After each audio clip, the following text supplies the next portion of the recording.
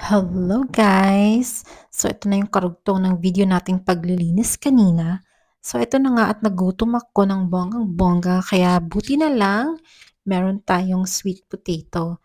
So tatlo lang yung lalagain ko kasi ako lang naman yung kakain, ayaw ng mga kids. At sob na sob nga ako nung maluto ito at talagang busog na busog ako, 'di ba? Nami-miss ko yung ganito sa Pilipinas. At nung pagkatapos ko ngang kumain, eksaktong time na rin magluluto ng panghapunan kaya yung dish natin ngayon is crispy fried tilapia. So, sinison ko lang siya ng, salt and pepper ta's nilagyan ko ng paprika. Bale 4 na piraso lang yung lulutuin natin kasi kami lang naman 4 ang kakain. Yung babies hindi pa puwede nito. So, 'yan ta's, yung harina ko nilagyan ko siya ng crispy fried mix. Yung kulay green, yung garlic ang flavor. So, ilulublob muna natin yung isda sa itlog at saka pulbusan natin ng flour. At ito at mag-init na nga tayo ng kawali kasi nga maghanda na tayo sa pandigmaang pagpiprito, 'di ba? So, ayan na yung mantika, painitin lang natin at saka maghanda ng magprito, 'di ba? Pa-smile-smile lang 'yan pero pagod na 'yan. So, eto na yung first.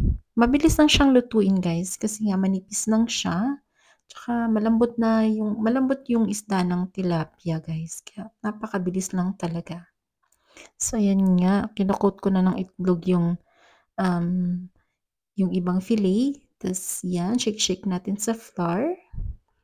So, wala pa si Papa Bear ng mga time na to. Pero nung pagdating niya, eksakto talaga, everything's ready. O, 'di ba? Ganyan din ba kayong mga asawa?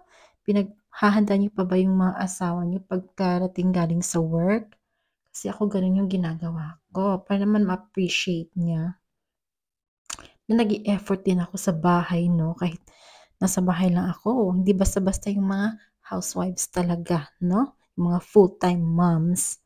So, eto at malapit na akong matapos at nag-steam nga rin pala ako ng broccoli kasi paborito din ng mga bata 'yan, yung gulay na 'yan.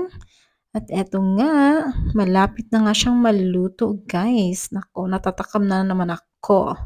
Kaya hanggang dito na lang, hanggang sa muli. Thank you guys. Paalam.